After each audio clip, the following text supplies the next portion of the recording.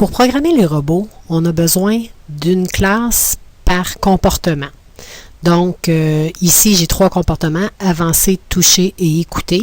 Ces 3 comportements-là, j'instancie un objet pour chacun et je les passe à un vecteur de comportement qui sera passé en paramètre, ici, à une classe, un objet du type arbitrator. Donc, l'arbitre, c'est lui qui va déterminer à quel comportement il passe l'action. Chacun des comportements, dans sa classe, on doit avoir implements behavior, ce qui oblige la classe à définir take control, action et suppress. Action, c'est ce qui va se passer quand le comportement va avoir le contrôle. Donc ici, la classe avancée va tout simplement afficher j'avance et faire tourner ces 2 moteurs. Take control, dans le cas d'avancé, est assez simple. Il fait toujours dire oui, je veux prendre le contrôle. Donc, si les autres comportements ne prennent pas le contrôle, le robot avance, il est toujours en action.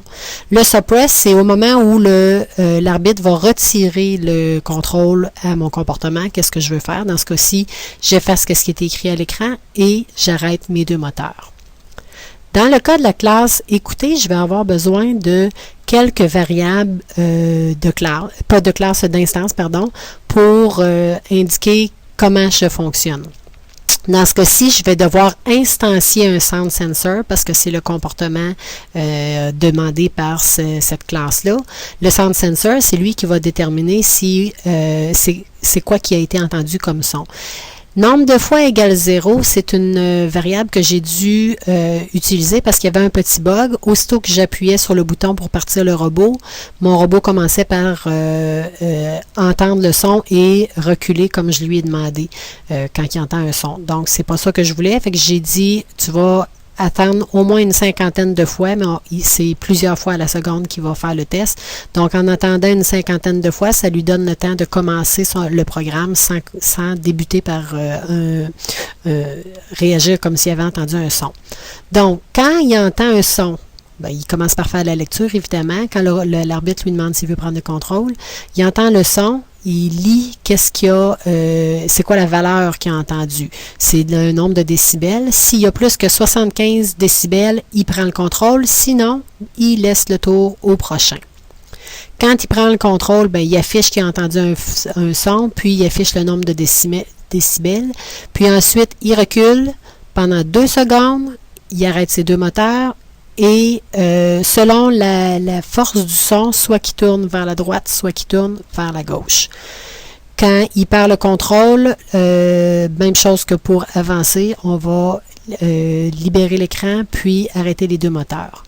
La classe toucher, elle, ça va être le touch sensor, donc elle aussi doit implémenter behavior.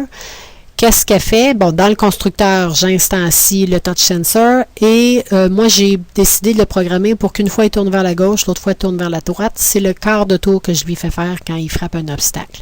Donc, take control va me retourner true si le senseur a été pressé. Et ensuite de ça, quand il prend le contrôle, donc ma méthode action, il va faire un son, donc sound.beep sequence. Remarquez que sound, c'est le nom d'une classe et non d'une instance. Donc beep sequence, ça veut dire que c'est une méthode statique. Qu'est-ce qui va se passer? C'est qu'il va afficher qu'il a rencontré un obstacle. Il va reculer pendant 1 seconde, arrêter ses moteurs et tourner soit vers la gauche, soit vers la droite. Suppress, comme dans les 2 autres cas, je nettoie mon écran et j'arrête mes 2 moteurs.